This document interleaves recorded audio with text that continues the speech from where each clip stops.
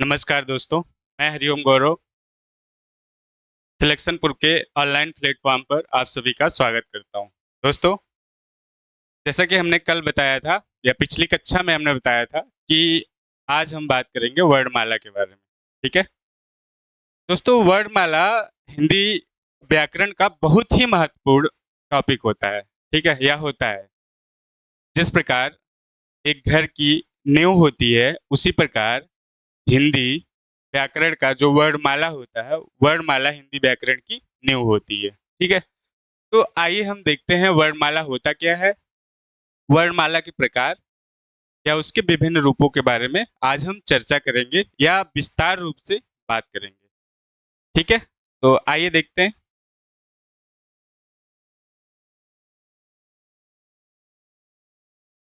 दोस्तों, सबसे जो पहला प्रश्न होता है कि वर्णमाला होता क्या है।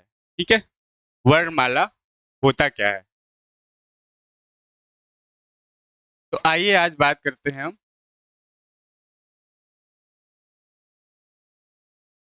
वर्णमाला के बारे में।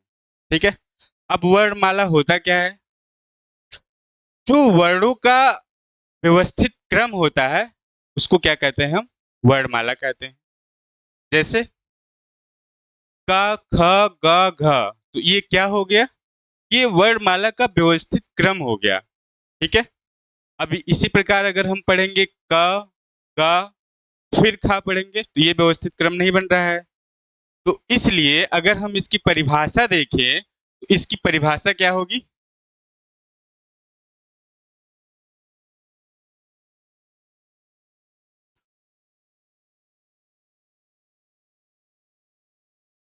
शब्दों का या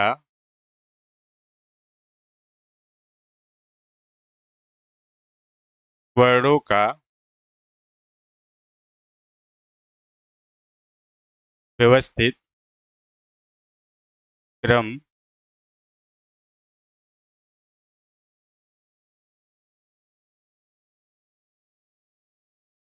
वर्णमाला कहलाता है। ठीक है, शब्दों का जो व्यवस्थित वर्णों का जो व्यवस्थित क्रम होता है क्या कहलाता है, वर्णमाला कहलाता है। जैसे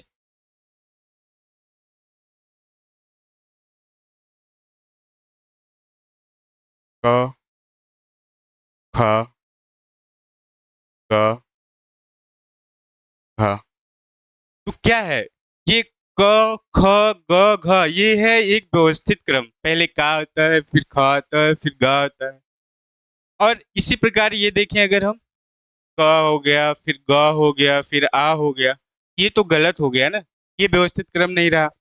तो वर्णमाला की जो वास्तविक परिभाषा होती है वो क्या होता है, वर्णों का व्यवस्थित क्रम ही वर्णमाला कहलाता है। ठीक है, यहां तक क्लियर है, आगे देखते हैं।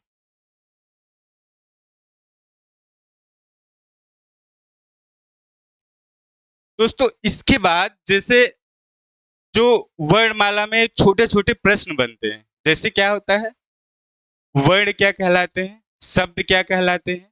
ठीक है, अक्षर किसे कहते हैं, ध्वनि किसे कहते हैं। ठीक, तो आइए हम बात करते हैं।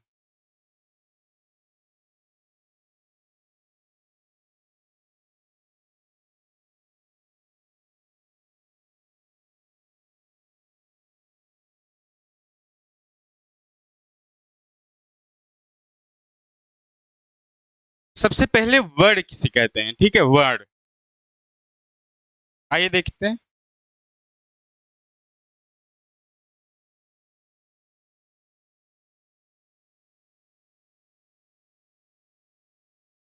भाषा की सबसे छोटी इकाई को क्या कहते हैं, हम वर्ण कहते हैं।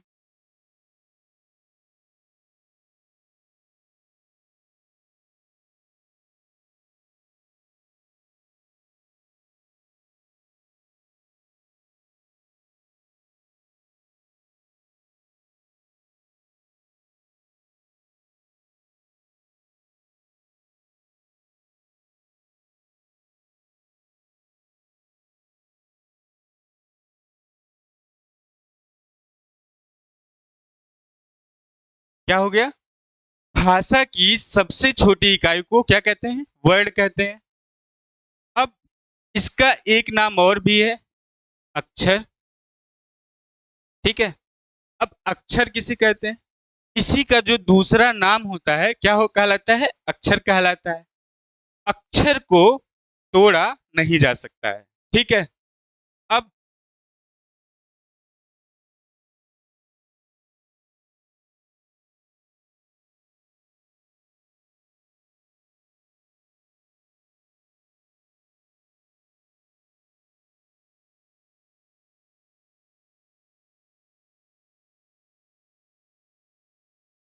अब यहां देखेंगे शब्द किसे कहते हैं। ठीक है, शब्द किसे कहते हैं?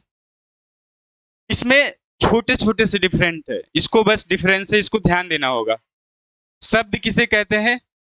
जो वर्णों की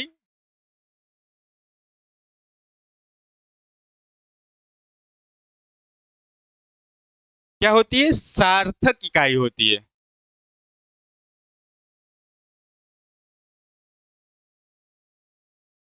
सार्थक इकाई होती है,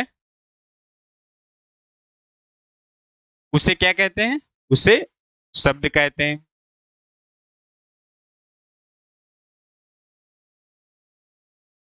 ठीक है,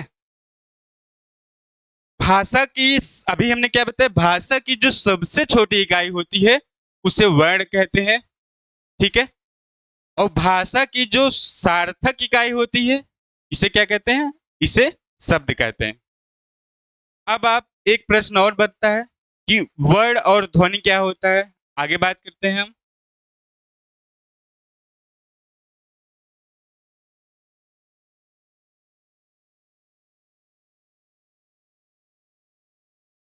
यहां देखेंगे कि वर्ण और ध्वनि में अंतर। ठीक है, वर्ण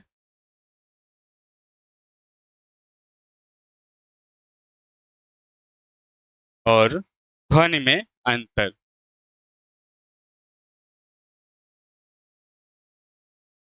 वर्ण और ध्वनि में अंतर जब देखेंगे तो इसमें आप पाएंगे कि आप वर्ण क्या होता है? वर्ण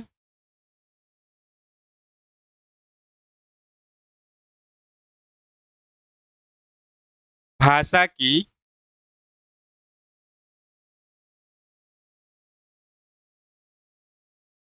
सबसे छोटी लिखित इकाई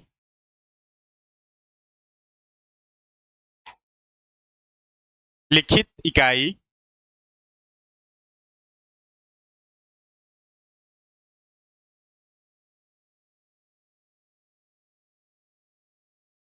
को वर्ण कहते हैं। भाषा की सबसे लिखित इकाई को वर्ण कहते हैं। तो फिर ध्वनि क्या होती है? आइए ध्वनि देखते हैं। ध्वनि भाषा की सबसे छोटी मौखिक इकाई होती है। ध्वनि भाषा की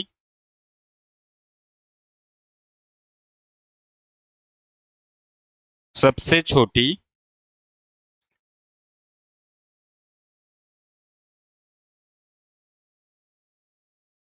मौखिक इकाई क्या कहलाती है?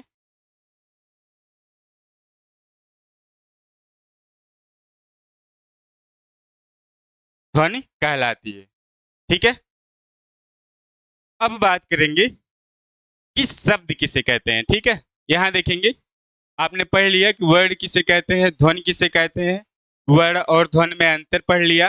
ठीक है, शब्द और वर्ण में अंतर पढ़ लिया। आइए देखते हैं।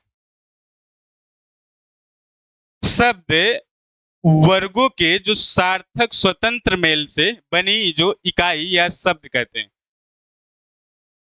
वर्णों के, ये वर्ण है। ठीक है, वर्णों के सार्थक एवं स्वतंत्र इकाई के मेल से जो शब्द बनता है उसे क्या कहते हैं? शब्द कहते हैं। ठीक है, जिसका कोई अर्थ होता है और जिसे बोला जाता है। जैसे जैसे कि हमने बताया कि वर्ड क्या होता है, वर्ड सबसे छोटी इकाई माना जाता है। ठीक है, वर्ड भाषा की सबसे छोटी इकाई होता है। तो भाषा की सबसे छोटी इकाई। और सार्थक क्या होता है?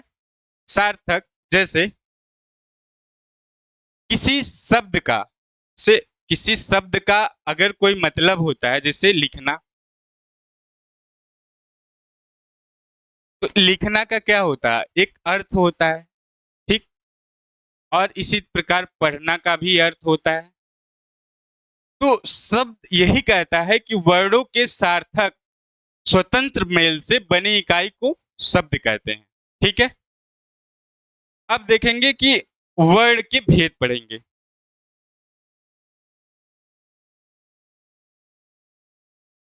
अब पढ़ेंगे वर्ण के भेद।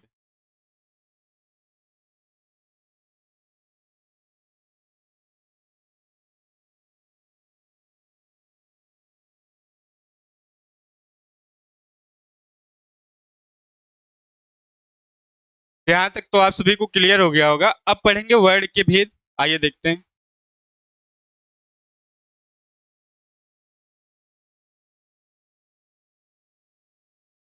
तो वर्ण के कितने भेद होते हैं? वर्ण के कुल दो भेद होते हैं। कौन कौन से? स्वर और व्यंजन। भाषा के कुल कितने भेद होते हैं? तो यहाँ आपका हो गया दो भेद होते हैं। पहला क्या होता है? पहला स्वर होता है और दूसरा क्या होता है? दूसरा व्यंजन होता है, ठीक है। पहला स्वर होता है और दूसरा व्यंजन होता है। अब स्वर क्या होता है? जो जो वर्ड स्वतंत्र रूप से बोले जाए या बोला जाए उसे क्या कहते हैं? स्वर, ठीक है। जो वर्ड यहां लिखवा देता हूं मैं आपको।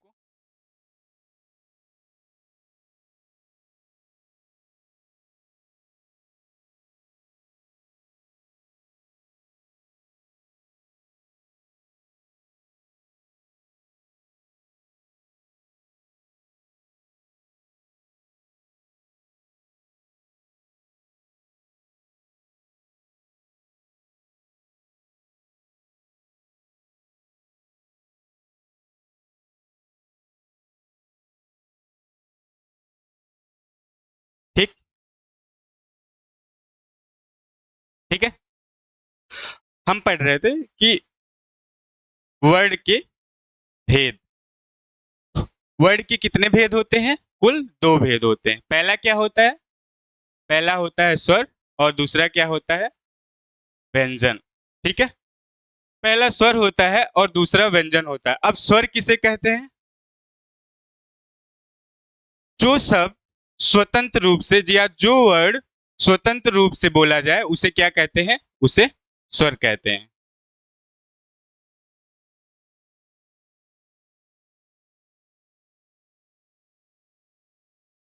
जो वर्ड स्वतंत्र रूप से बोला जाए उसे क्या कहते हैं? उसे स्वर कहते हैं। व्यंजन क्या होता है? जो वर्ड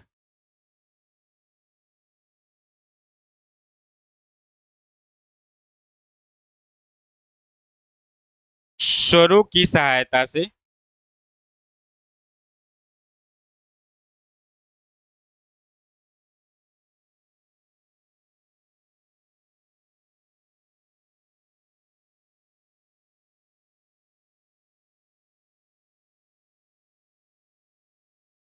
जो वर्ड इसकी सहायता से बोला जाए, स्वरों की सहायता से बोला जाए उसे व्यंजन कहते हैं। जैसे स्वर स्वतंत्र होते हैं और व्यंजन स्वरों की सहायता से बोलते हैं। जैसे आगे देखेंगे आप लोग। हाँ, जैसे ये व्यंजन हो गया, ठीक है। व्यंजन जैसे क, क्या क को का जब पढ़ेंगे आप तो का में आ जुड़ा होता है, तो क्या हो गया? तब का होता है। इसमें क्या होता है? कहीं ना कहीं स्वर जुड़ा होता है, ठीक है। इसी प्रकार अगर ख पढ़ेंगे, ख, तो ख को अगर ख पढ़ते हैं, इसमें भी आ जुड़ा होता है, इसमें भी स्वर है, स्वरों का मेल है। इसी प्रकार ग को पढ़ेंगे तो ग में भी स्वरों का मेल है। च पढ़ेंगे तो च में भी स्वरों का मेल है। तो क्या होता है? व्यंजन व्यंजन वह होता है जो भी वर्ड स्वरों की सहायता से बोला जाए या लिखा जाए उसे क्या कहते हैं? उसे व्यंजन कहते हैं। ठीक है, आगे देखते हैं। अब हम स्वर को देखते हैं।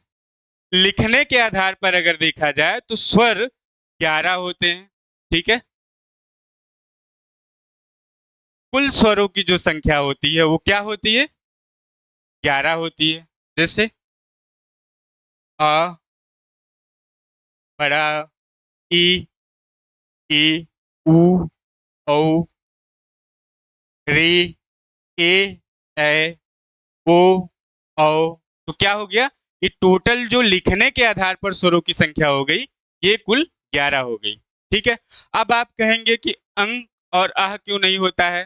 ठीक है, अंग और आह क्यों नहीं होता है?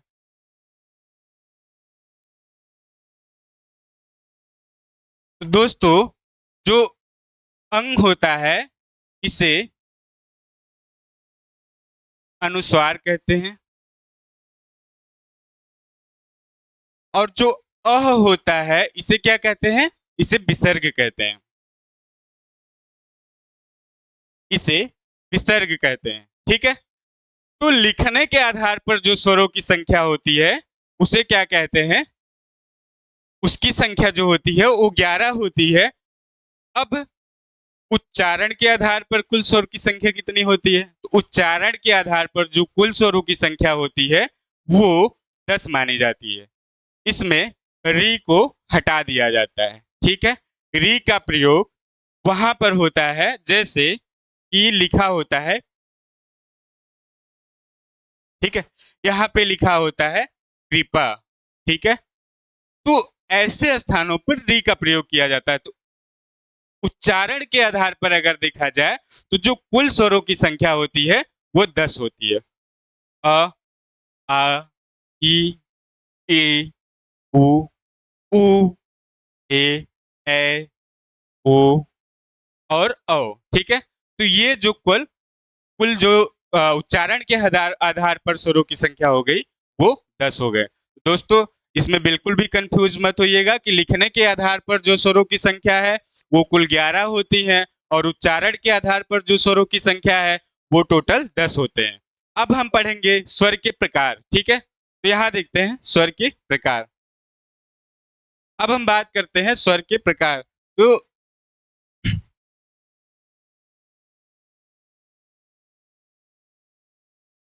स्वर के कुल 3 प्रकार होते हैं। कौन कौन से होते हैं? एक हो गया ह्रस्व स्वर, दूसरा हो गया दीर्घ स्वर,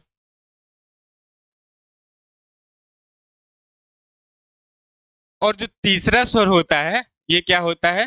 प्लुत स्वर। प्लुत स्वर। ठीक है, दोस्तों, ये जो दीर्घ स्वर को होता है, स्वर होता है, इसमें इसको एक नाम से और जानते हैं। किस नाम से? संयुक्त स्वर। ठीक है,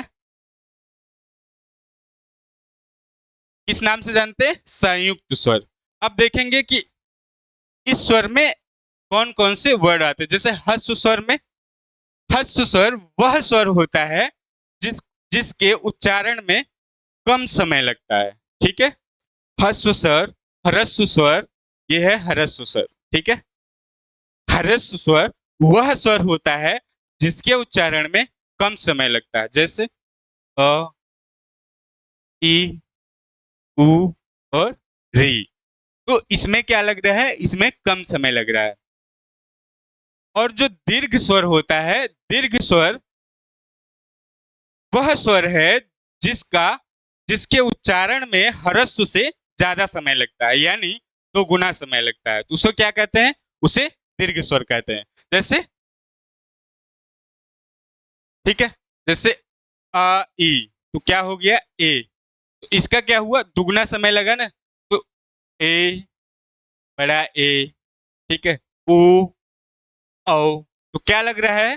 कहीं ना कहीं जो ह्रस्व स्वर से ज्यादा उच्चारण करने में समय लग रहा है। ठीक है, तो क्या हो गया? ये दीर्घ स्वर हो गया। इसी को संयुक्त स्वर कहते हैं। संयुक्त स्वर में जैसे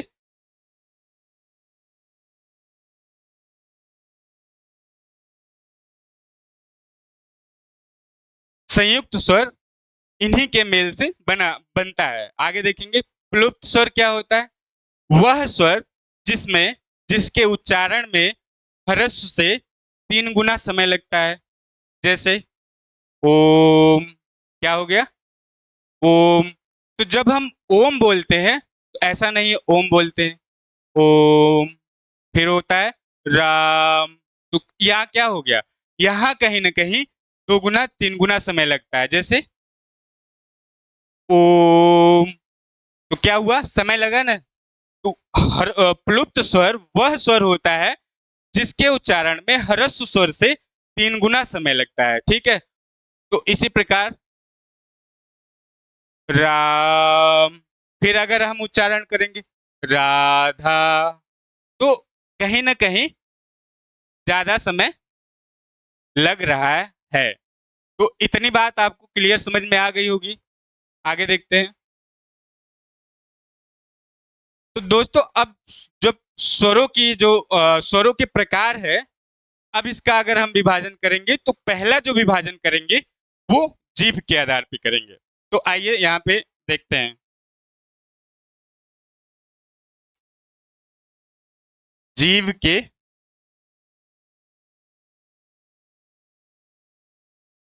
आधार पर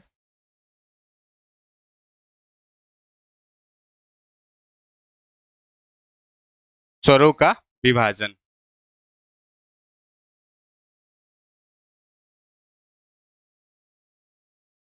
तो जीभ के आधार पर स्वरों का विभाजन कुल कितने प्रकार से होंगे, कुल 3 प्रकार से होंगे।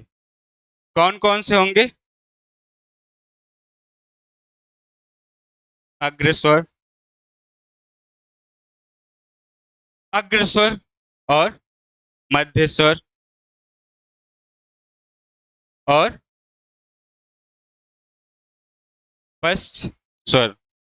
ठीक है, जो जीभ के आधार पर स्वरों का विभाजन करेंगे तो ये 3 प्रकार के होंगे। कौन कौन से होंगे, अग्रस्वर, मध्य स्वर और कौन से होंगे, पश्च स्वर।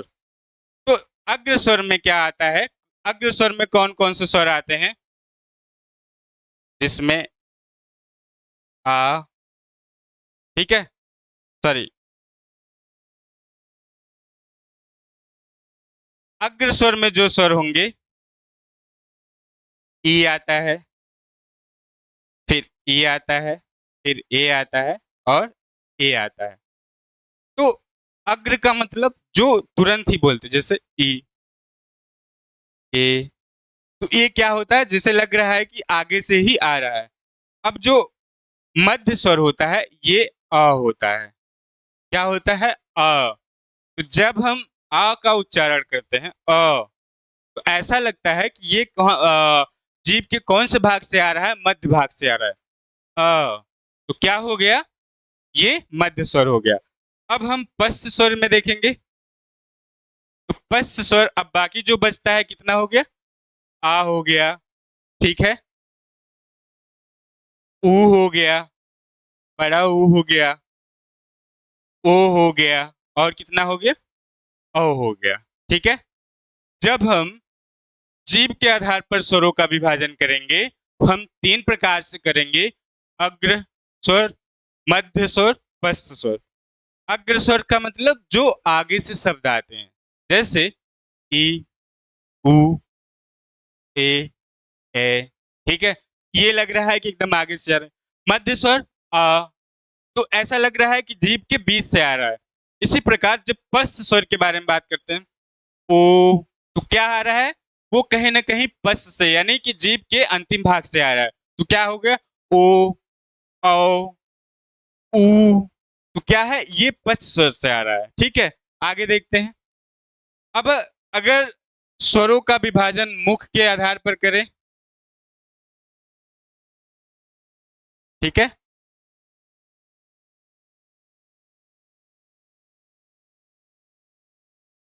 मुख के आधार पर स्वरों का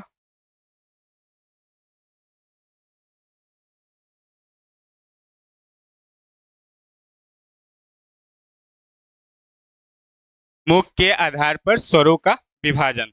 जब मुख के आधार पर स्वरों का विभाजन करते हैं तो ये टोटल 4 प्रकार से करते हैं। पहला देखते हैं, पहला जो होगा वो क्या होगा, समृद्ध स्वर। समृद्ध स्वर। दूसरा जो होगा अर्ध समृद्ध स्वर।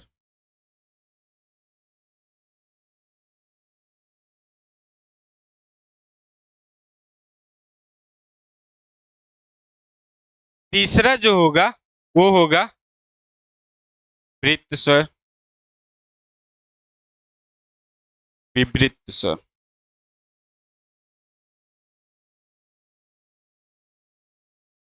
और चौथा जो होगा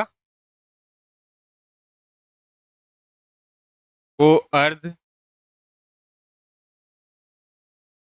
विवृत्त स्वर। अगर हम मुख के आधार पर करेंगे तो मुख के आधार पर कुल कितने हो गए, समृद्ध स्वर, अर्ध समृद्ध स्वर, विवृत्त स्वर, अर्ध विवृत्त स्वर। ठीक है, अब हम देखेंगे कि समृद्ध स्वर में कौन कौन से स्वर आते हैं। तो समृद्ध स्वर में आ, आपका ऊ आ जाएगा, ई आ जाएगा और ई आ जाएगा।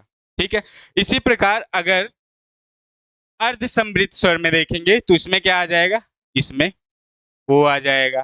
ठीक है, तो वो क्या होता है, अर्ध समृद्ध स्वर में आता है। अब जो तीसरा क्या है, विवृत्त स्वर है। विवृत्त स्वर में क्या देखेंगे, इसमें जो आता है आ जाता है। ठीक है, विवृत्त स्वर में क्या आ जाता है, आ जाता है। ठीक है, ये अब जो अर्धवृत्त स्वर होते हैं, अर्धवृत्त में कौन कौन से स्वर आते हैं, इसमें ये भी आता है और कौन कौन से आते हैं, आ आता है और वो आते हैं। ठीक है, तो क्या हो गया, मुख के आधार पर अगर स्वरों का विभाजन करेंगे तो ये टोटल 4 प्रकार से करेंगे, समृद्ध स्वर और अर्ध समृद्ध स्वर, विवृत्त स्वर और अर्ध विवृत्त स्वर। ठीक है, इसके बाद ओष्ठ के आधार पर स्वरों का विभाजन। किसके आधार पर, ओठ या ओष्ठ के आधार पर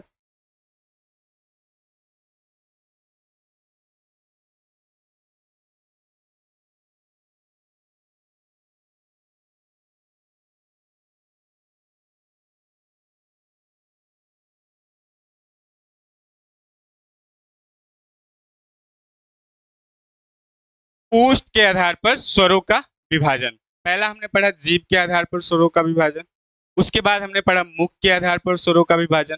अब हम पढ़ते हैं ओष्ठ के आधार पर स्वरों का विभाजन। ठीक है, ओष्ठ के आधार पर जब स्वरों का विभाजन करते हैं तो पहला जो आता है विवृत्त मुखी। ठीक है, 2 प्रकार के होते हैं, विवृत्त मुखी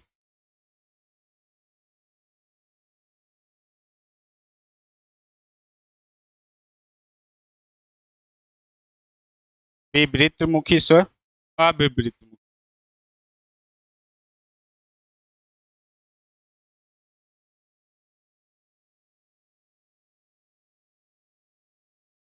ठीक है, विवृत्त मुखी स्वर, अविवृत्त मुखी स्वर। ठीक है, जब विवृत्त मुखी स्वर वह होता है जिसके उच्चारण में वृत्त का अभाव होता है। जैसे अगर हम पढ़े ऊ, तो ऊ जब हम पढ़ते हैं तो मुख के पास जो होता है एक वृत्त बन जाता है ऊ, तो क्या हो गया, विवृत्त स्वर के अंदर आते हैं। जैसे ऊ होता है और बड़ा ऊ होता है, फिर आता है आपका ओ आता है और औ आता है। दोस्तों जो वृत्त मुखी स्वर है, वृत्त मुखी स्वर में सिंपल सी अगर परिभाषा देखा जाए तो वह स्वर जिसके उच्चारण में मुख के पास जो है वृत्त का अभाव होता है या वृत्त बनता है। जैसे ऊ, ऊ, ओ और औ, तो क्या होता है, कहीं ना कहीं जो हमारा ओष्ठ होता है, ओष्ठ के पास वृत्त बनता है। ठीक है, अब इससे जो इतर हैं वो अवृत्त मुखी स्वर में होते हैं। जैसे ए आ गया, ठीक है, छोटा ए आ गया, ई आ गया, और छोटी ई आ गई। ठीक है,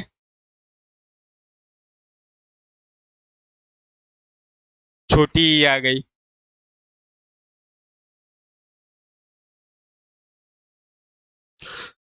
तो ये क्या हुआ, ये जो है आवृत्तमुखी स्वर हुए। ठीक है, ये ओ, ठीक है, आ हो गया, यहाँ पे एक और आ हो गया।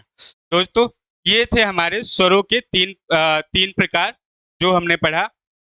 पहला पढ़ा था हमने मुख के आधार पर, दूसरा पहला पढ़ा था हमने जीभ के आधार पर, दूसरा पढ़ा था हमने मुख के आधार पर, और तीसरा जो हमने पढ़ा ओष्ठ के आधार पर। उसके पहले जो स्वरों का विभाजन किया था, स्वरों का विभाजन में सबसे पहला जो स्वर था वो ह्रस्व स्वर था, उसके बाद आते हैं दीर्घ स्वर, और उसके बाद आते हैं प्लुप्त स्वर।